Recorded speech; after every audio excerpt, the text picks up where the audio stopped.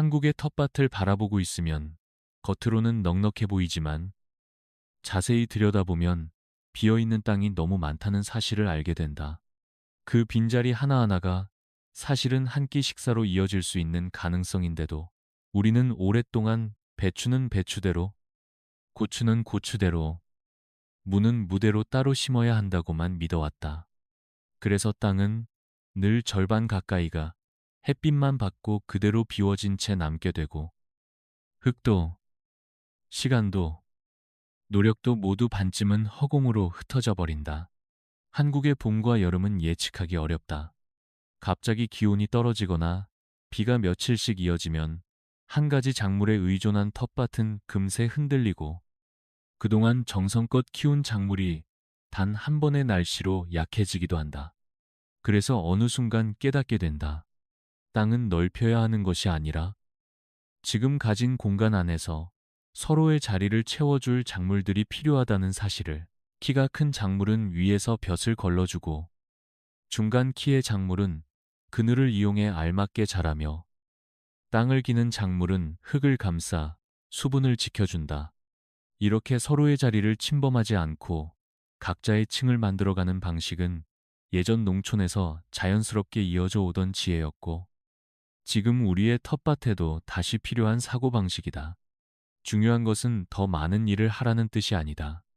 같은 일을 하더라도 땅이 가진 능력을 온전히 끌어내도록 돕는 것이다.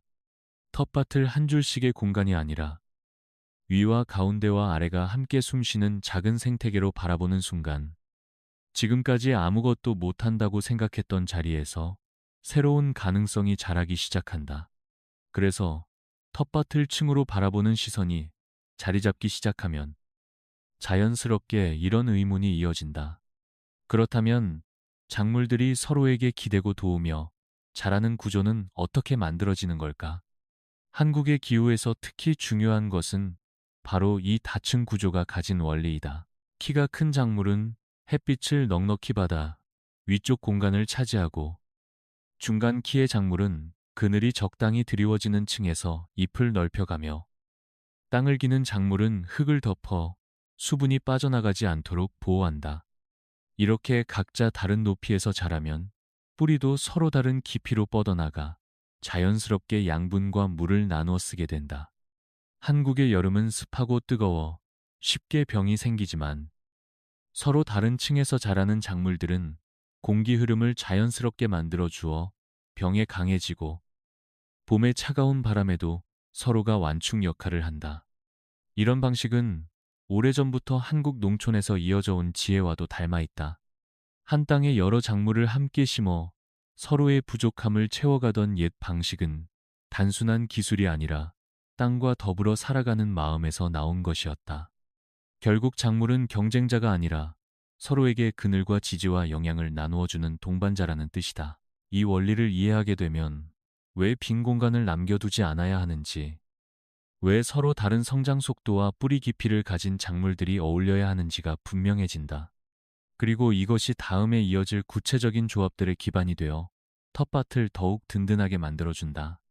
이처럼 작물들이 서로의 자리를 이해하고 나누는 구조를 알게 되면 자연스럽게 어떤 조합이 가장 조화롭게 힘을 발휘하는지 궁금해지기 마련이다. 그 중에서 한국의 텃밭에서도 손쉽게 실천할 수 있고 효과가 뚜렷한 조합이 바로 옥수수와 강낭콩과 단호박이 함께 자라는 방식이다. 예전 농가에서도 종종 볼 수 있었던 이 조합은 서로를 지탱하며 자라는 전형적인 삼중 구조를 보여준다. 옥수수는 곧고 강하게 위로 뻗어 올라가 햇빛을 가장 많이 받으며 텃밭의 가장 높은 층을 차지하고 강낭콩은 그 줄기를 타고 올라가며 공기 중의 질소를 땅으로 돌려보내 옥수수와 호박이 더 튼튼하게 자라도록 돕는다. 땅 가까이에 자리 잡는 단호박은 넓게 잎을 펼쳐 흙을 부드럽고 촉촉하게 지켜주고 무더운 여름에도 수분이 빠져나가지 않도록 바닥을 안정시키며 자연스럽게 잡초가 자랄 틈도 줄여준다. 한국의 여름비가 많이 내리는 지역에서는 단호박의 잎이 흙을 보호하는 역할이 특히 크게 느껴진다. 옥수수의 높이와 강낭콩의 유연함, 단호박의 넓은 잎이 어우러지며 하나의 작은 생태계가 되는 것이다. 이렇게 새 작물이 서로 기대며 자라면 한 종류가 잠시 약해져도 다른 둘이 공간을 지켜주어 텃밭 전체의 흐름이 무너지지 않는다. 이 조화로운 구조를 직접 경험한 사람들은 한 번만 성공해봐도 다음 해에도 반드시 반복하고 싶어진다고 말했다. 땅이 만들어내는 조화로움이 눈에 보이고 손에 잡히기 때문이며, 이것이 우리가 텃밭을 새로운 시각으로 바라봐야 하는 이유이기도 하다. 이처럼 서로 다른 작물들이 한자리에서 어우러지며 힘을 나누는 모습을 이해하고 나면 자연스럽게 더 일상적인 텃밭에도 적용할 수 있는 조합을 찾게 된다. 한국 사람들이 가장 자주 키우는 작물 중 하나가 바로 김장과 다양한 반찬에 쓰이는 배추와 갓 같은 채소들인데, 이 작물들은 처음 심었을 때는 잎이 작아 넓은 땅이 그대로 비어있는 경우가 많다. 바로 그 빈틈을 살릴 수 있는 작물이 상추다. 상추는 따뜻한 봄바람만 불어도 금세 자리 잡고 빠르게 자라기 때문에 배추나 갓이 아직 천천히 몸집을 키우는 동안 그 사이에서 먼저 싱싱하게 뻗는다.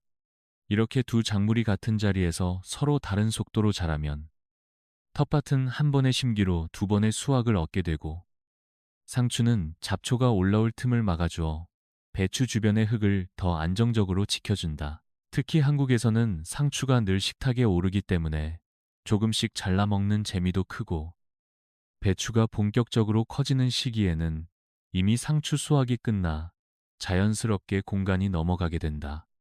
이런 조합을 경험한 어르신들은 상추가 먼저 텃밭을 깨워주고 배추가 뒤에서 천천히 자리를 채우는 모습이 마치 서로 손을 맞잡고 계절을 건너는 것 같다고 말하곤 한다. 결국 텃밭은 한 작물이 끝나야 다른 작물이 시작되는 곳이 아니라 서로가 서로의 시간을 채워주며 함께 자라는 공간이라는 사실을 다시 한번 깨닫게 된다. 이처럼 서로 다른 속도로 자라는 작물들이 한자리에서 자연스럽게 역할을 나누는 모습을 이해하고 나면 뿌리의 깊이가 다른 작물들이 어떤 힘을 발휘하는지도 눈에 들어오기 시작한다. 그 대표적인 예가 바로 무와 당근이 함께 자라는 조합이다. 두 작물은 겉모습도 다르고 성장하는 방식도 다르지만 오히려 그 차이가 텃밭에서는 완벽한 조화를 만든다. 무는 씨를 뿌린 지 며칠 지나지 않아 금세 싹을 틔우고 빠르게 줄기를 올리기 때문에 싹이 늦고 가느다란 당근의 자리를 정확하게 표시해주는 역할을 한다. 당근은 초기 성장 속도가 느려 어디에 심었는지 헷갈리기 쉬운데, 무가 먼저 자리 잡아 줄을 알려주면 잡초를 걷어내는 일도 훨씬 수월해진다. 그리고 시간이 조금 더 흐르면 무는 어느 정도 몸집을 키운 뒤 먼저 수확할 수 있어 땅속이 자연스럽게 부드러워지고, 그 자리가 비워지며 당근은 깊게 뿌리를 내릴 여유를 얻는다. 이렇게 땅이 한번 들리면 당근은 곱고 곱게 자라기 쉬워져 당근 특유의 질감과 단맛도 더 잘 살아난다. 실제로 지역 농업 연구에서도 무가 먼저 자란 자리에서 당근의 수확량과 품질이 높아진다는 보고가 있으며, 많은 어르신들은 오랜 경험으로 이미 이 사실을 알고 있었다고 말한다. 서로의 뿌리가 다른 깊이를 찾아 들어가며 땅속에서 공간을 나누는 이 조합은 겉으로 보기에는 단순해 보여도 텃밭의 호흡을 가장 잘 보여주는 예 중 하나다. 그리고 이런 조화로운 흐름을 발견할 때마다 텃밭이 단순히 작물을 키우는 장소가 아니라 서로의 시간을 나누고 땅의 결을 살리는 공간이라는 사실이 더욱 선명해진다.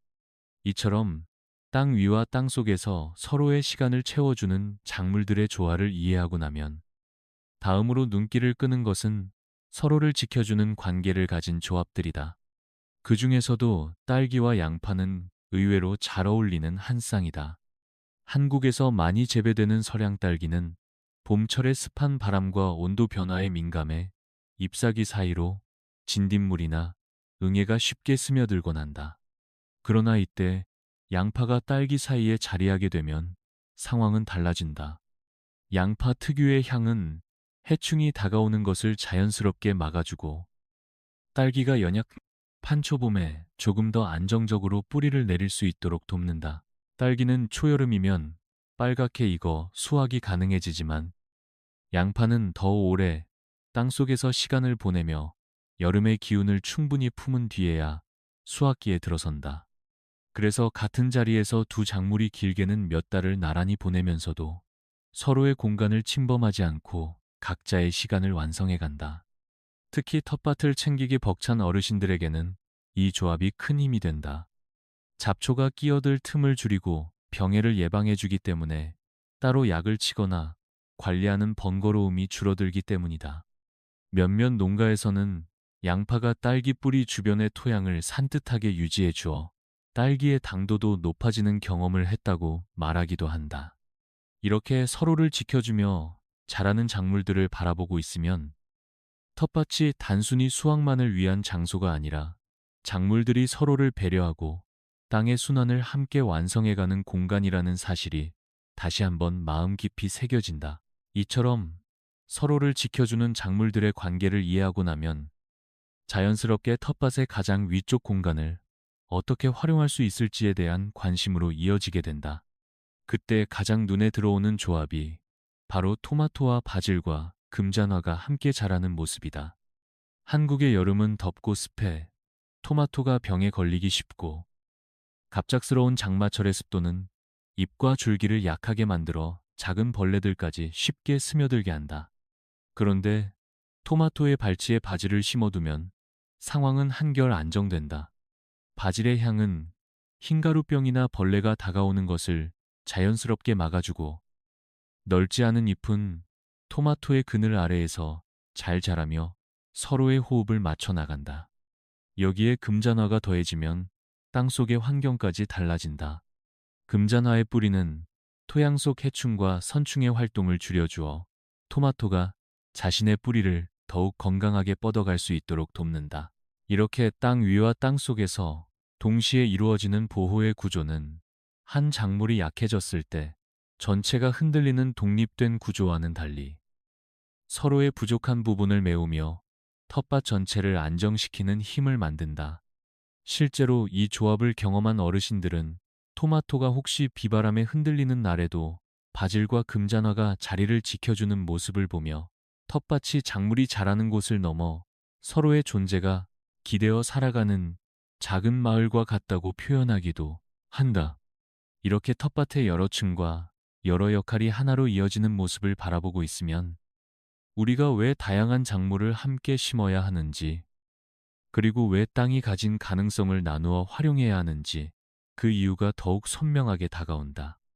이처럼 텃밭의 위와 아래, 빠른 작물과 느린 작물, 서로를 지켜주는 작물들이 한 공간에서 조화를 이루는 모습을 따라가다 보면 마지막으로 자연스럽게 떠오르는 생각이 있다. 이렇게 다양한 관계들이 하나의 흐름을 만들어준다면 과연 이 방식이 우리 삶에 어떤 실제적인 도움을 가져다 줄까 하는 점이다. 한국의 생활비와 식재료 값이 계속 오르는 요즘, 텃밭에서 조금 더 많이, 조금 더 안정적으로 거둘 수 있다는 것은 그 자체로 큰 힘이 된다.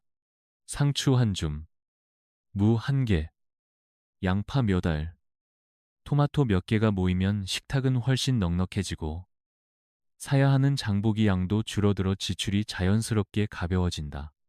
특히 은퇴 이후 텃밭을 돌보는 시간이 일상의 큰 위로가 되는 어르신들에게는 여러 작물이 번갈아 자라며 늘 무언가를 수확할 수 있다는 사실만으로도 마음에 활력이 생기곤 한다. 그러나 중요한 것은 한꺼번에 모든 것을 바꾸려 하지 않아도 된다는 점이다. 텃밭 전체를 한 번에 바꿀 필요는 없고 그저 한 구획에서 시작하면 된다. 옥수수와 강낭콩과 단호박을 함께 심어보고 그 다음 해에는 배추 사이에 상추를 심고 또 다음에는 무와 당근을 한 줄에 섞어 심어보는 식으로 천천히 넓혀가면 된다. 이렇게 한 계절씩 경험을 쌓아가다 보면 어느새 텃밭은 더 풍성해지고 땅은 여러 생명이 숨쉬는 건강한 자리로 돌아온다. 그리고 무엇보다도 작은 변화가 큰 결과를 만들 수 있다는 사실을 몸소 느끼게 된다. 텃밭이 단순히 먹을거리를 얻는 공간이 아니라 마음을 가꾸는 공간이 되는 순간 우리는 땅이 오래전부터 들려주던 말을 다시 떠올리게 된다. 땅은 정성을 알아보고 돌봄에 응답하며 그 돌봄만큼의 풍요를 반드시 되돌려준다는 것이다.